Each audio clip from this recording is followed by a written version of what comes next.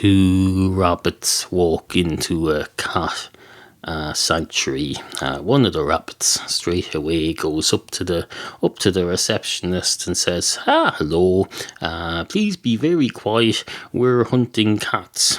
And the receptionist says, I don't mean to be unhelpful or actively anti-helpful, but it's in my interests as an employee of a cat sanctuary to put a stop to whatever you're planning to do here, I suspect. The rabbit says, excuse me, in this country you're entitled by law to be assumed innocent unless and until proven guilty of what I'm about to do. And the woman says, I suppose that's fine. Justice is more important than anything else. We learned that with the late great Nelson Mandela when he went off to that island with his books and his jail cell. That's a tourist attraction now. A so-called prison. It's so great now. People go out there on a little tourist ferry. They have a few drinks on the way over and then they go around with their cameras taking photos of it. That's not a prison to my mind. A real prison is a place where nobody would ever want to go on holidays, even if it's shut down, as in that case. Now, who's talking now? The receptionist or the rabbit? I can't remember. It doesn't really matter. It's just a way to get going on today's show. Into your head, number 595 for Monday. Hello.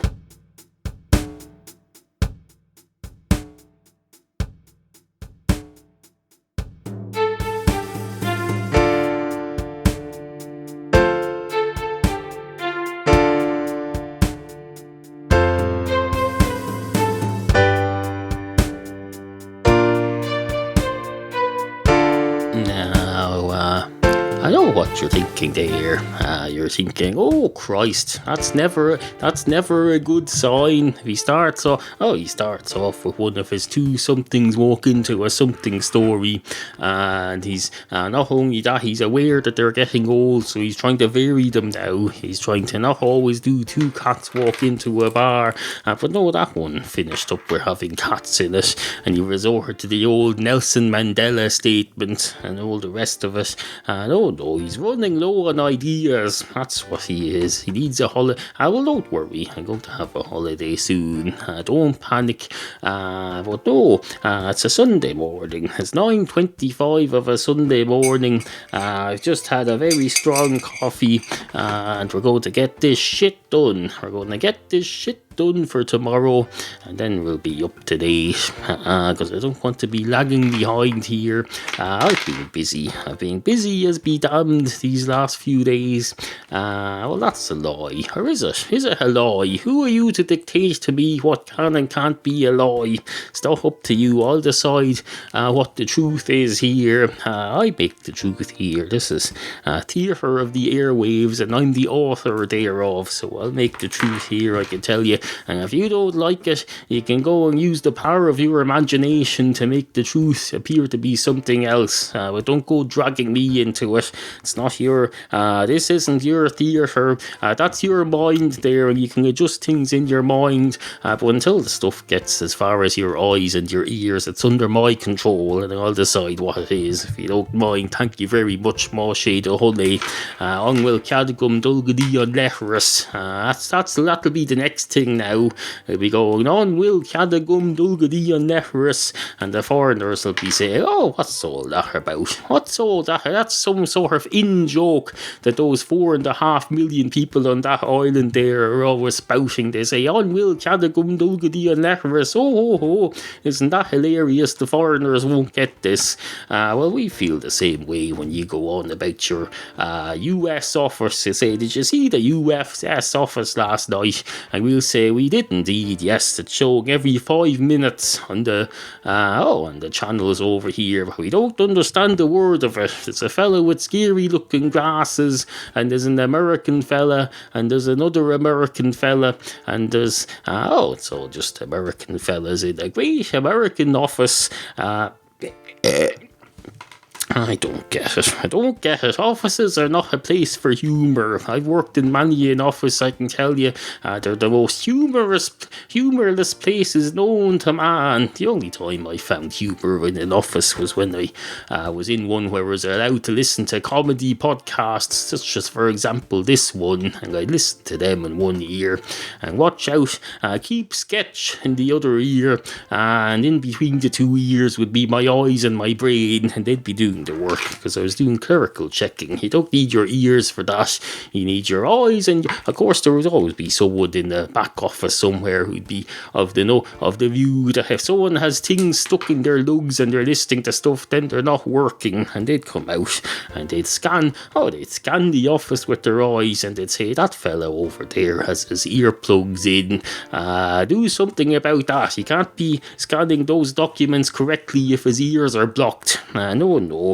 I don't know much about what these people do, but I do know to damn hell, to sure as Christ is hell, that I'm going to assert my authority over them via the regulations set out through line management, and then I'm going to go and have a meeting. I'm going to have a big fancy meeting with someone. That's what they'd say. And then the next thing you know, you'll be out on the street and you'll be making podcasts for a living. That's what happens there. You'll be a house husband sitting at home making podcasts of a Sunday morning, and hoping to Christ that people will use your Amazon links. See intoyourhead.com/offers. Anyway, on with the show.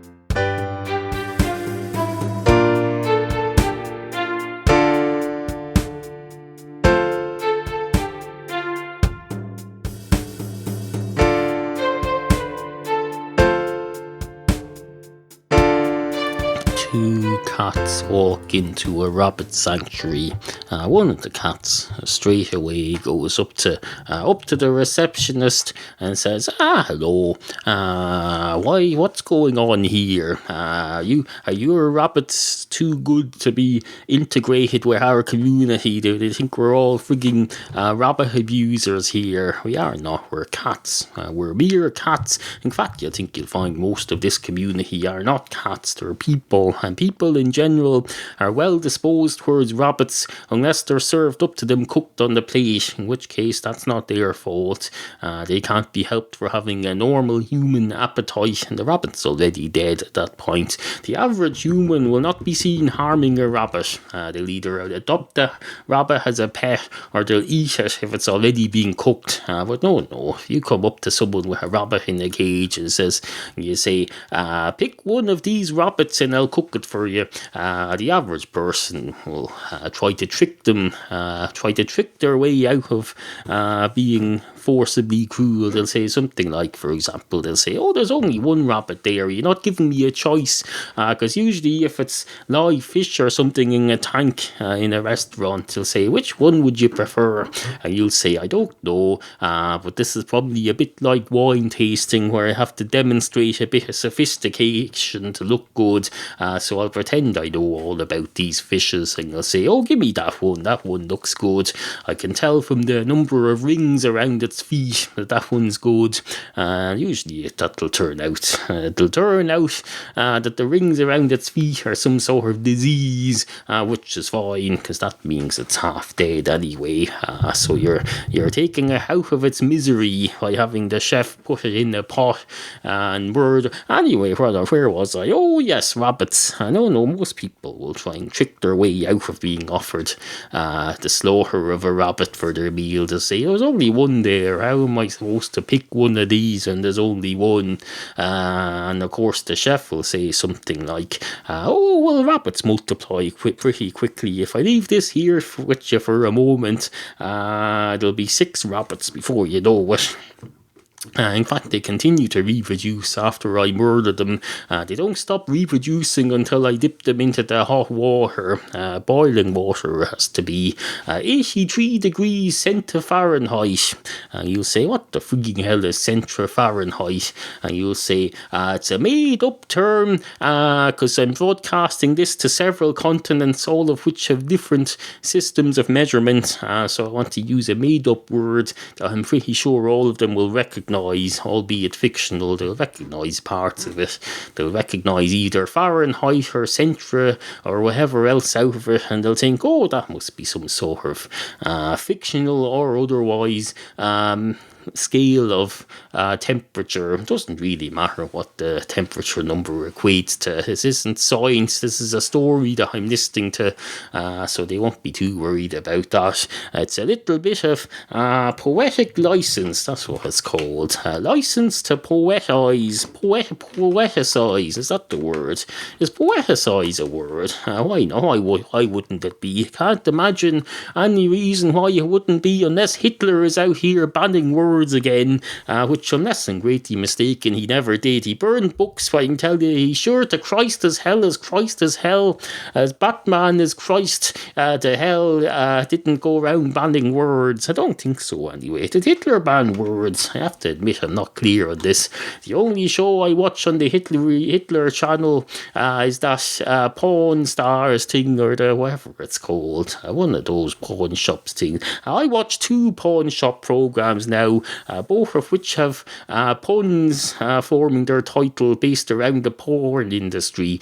There's one called Porn Stars, and there's one called something else, whatever it was. Anyway, where was I? Oh yes, Hitler. No, I don't think Hitler banned words, but I'm open to correction on that, because I watched the biography channel too. The other porn program is shown on the biography. There's one Porn Star program on the biography channel, and there's another pawn shop program on the Hitler channel, and I watch both of those. Now that you mentioned it, the biography channel probably shows Hitler biographies as well.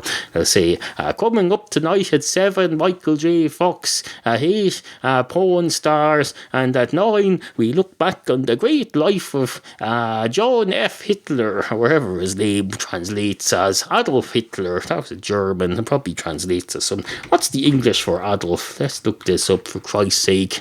Millions of people died under his reign, so the least I could do is learn his name so I can attack him properly by name. Let's see. English translation of Adolf. Here we go. Translation of Adolf in English. Coming up any second now. Something.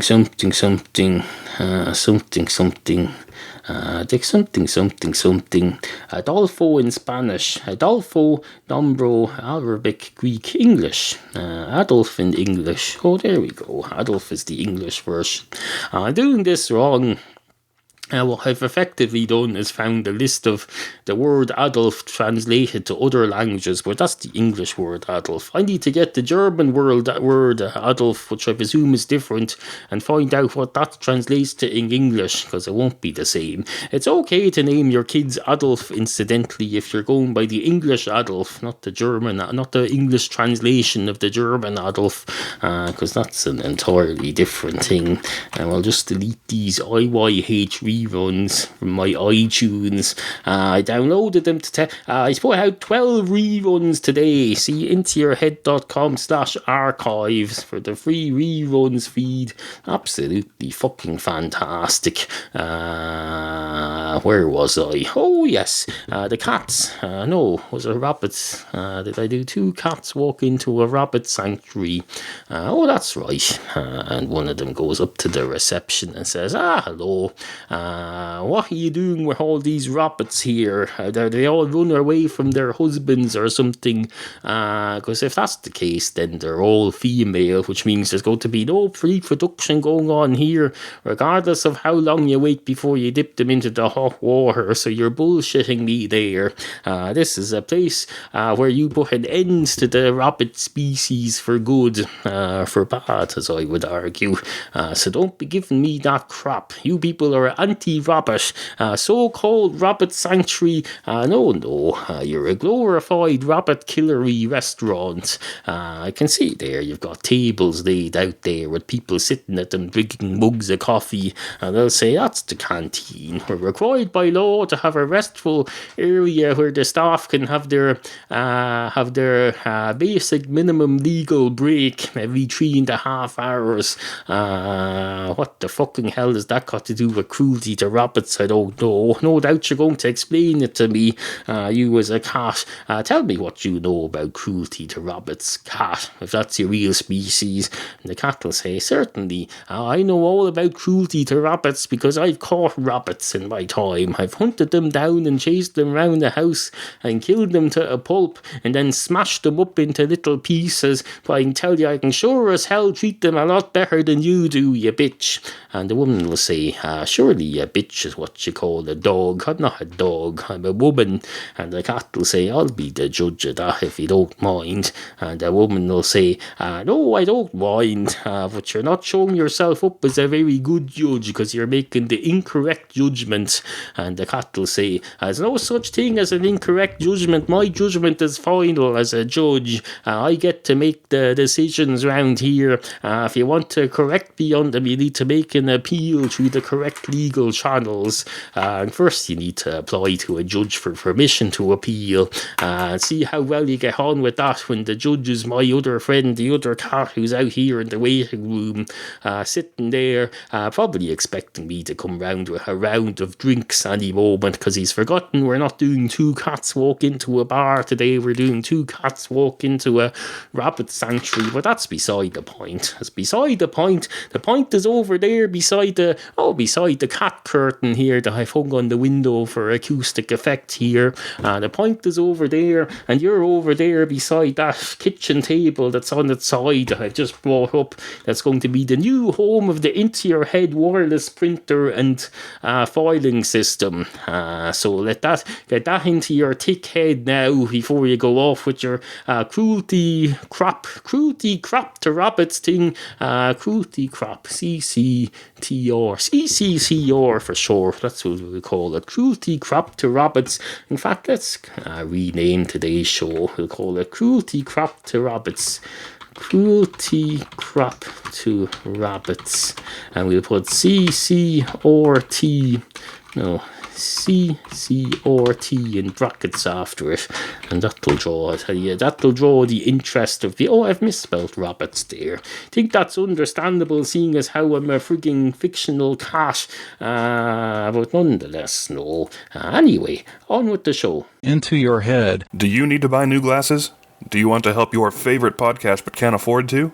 Well, now you can do both. Goggles4U is the online destination for prescription eyeglasses and sunglasses of all varieties.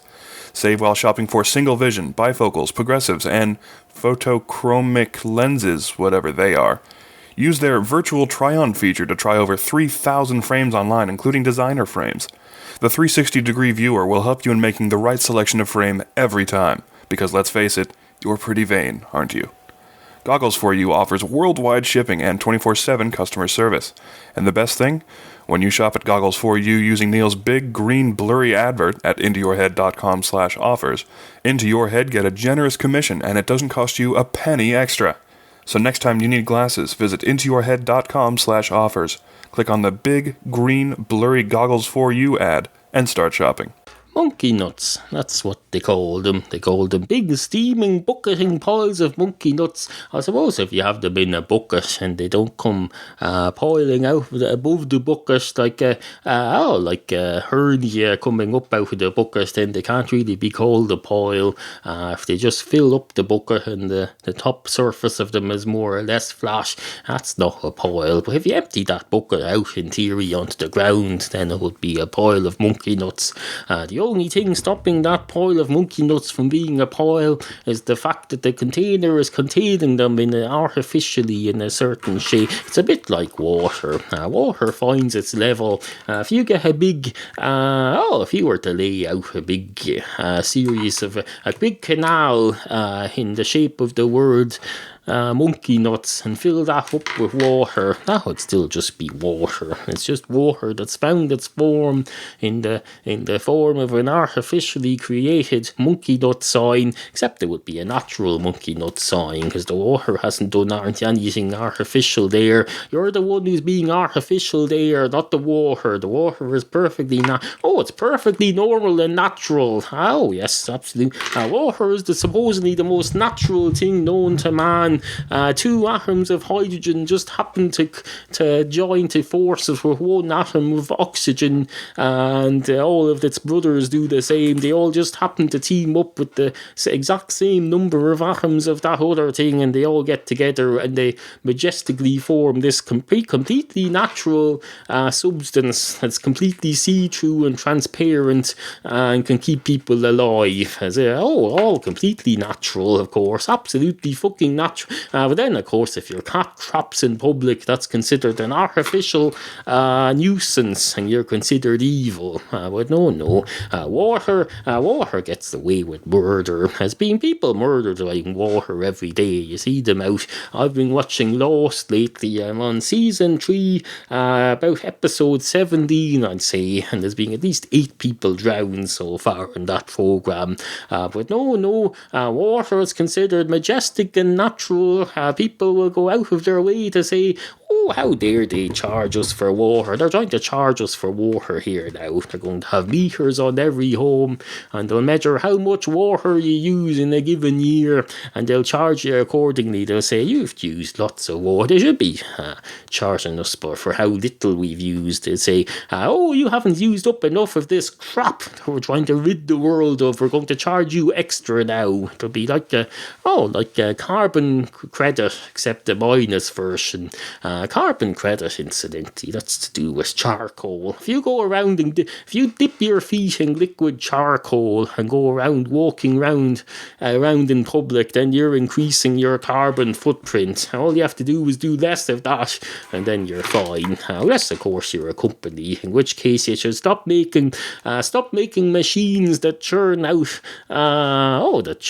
basically cat vomit out of an exhaust around the back. There's better ways to make machines than that, Any other industry will say, we can't waste anything here. In the rabbit industry, for example, they'll get the rabbit, they'll chop off all the steaks off it and vacuum pack them. They'll get the fur and they'll send that off to a clothing company. They'll send the bones to some hospital that inserts them into children who need extra bones. They'll take out the tongue and they'll sell that as a delicacy called cat's tongue in some country or other where cat's tongue is considered a delicacy. They'll make sure every single part of the rabbit gets used up, everything down to whatever they need to make rabbit blood sausages. But no, if it's a freaking automobile industry, they'll say, waste doesn't matter. We'll make this thing so it's vomits out dollops of gaseous crap out of the back every time you press down on the pedal, and it basically kills everyone who's within an ass's roar of it. If you're walking along the street there and something comes out of a car's exhaust pipe, you're basically going to be dead within 5 minutes. That's why I stay in here making podcasts. I'm not going out there into the big bad world where you never hear, I tell you, the day the automobile industry starts making blood sausages out of leftover gases, that's the day we'll know the world has turned around and finally turned into a place with morals.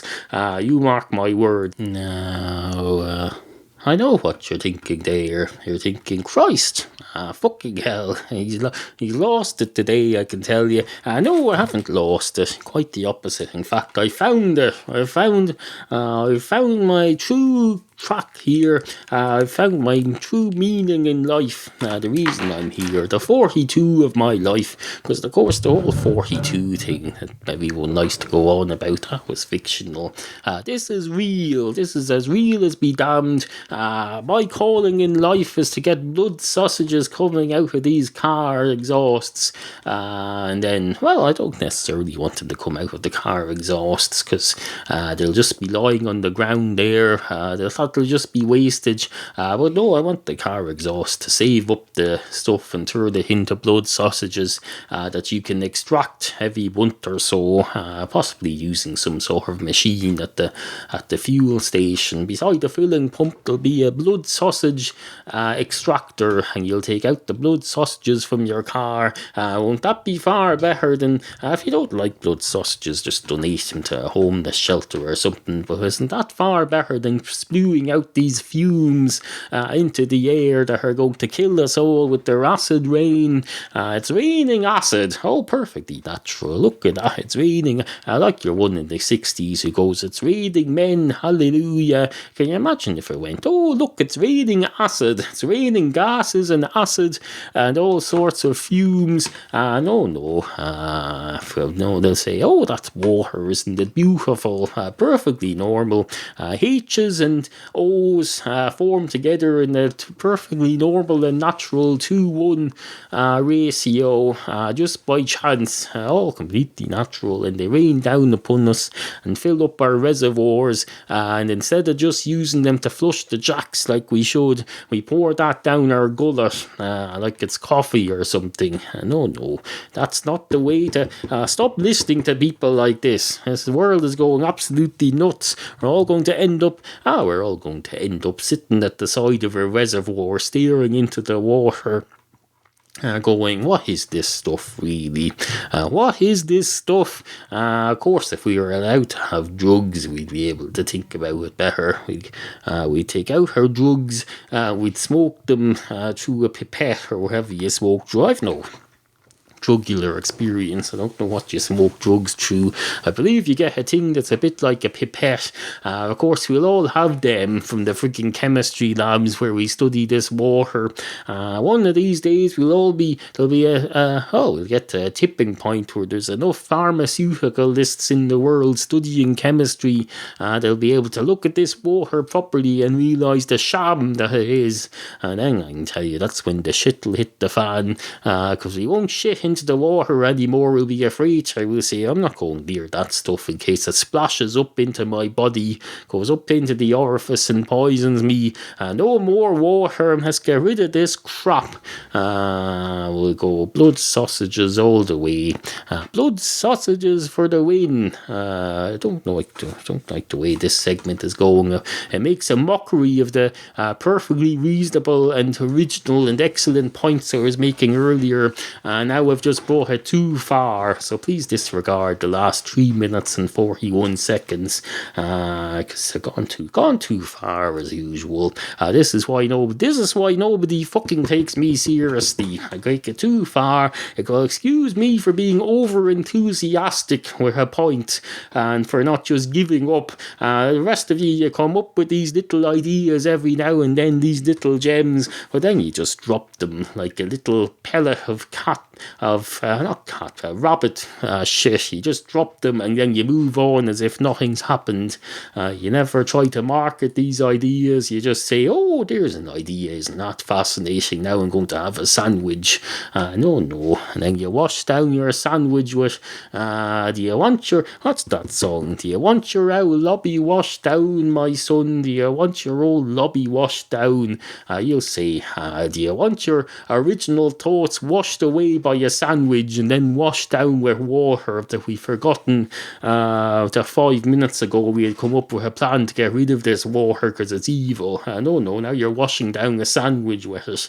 Absolutely fucking ridiculous. The world has gone absolutely stark, raving, raging, fucking and unmorally corrupt and messed up, and we don't even know what we're doing anymore. Next thing you know, we'll have the I don't know what next. I don't know what's next. That's why I dread to think. That's why I'm going to disappear off and watch Lost for the rest of the day.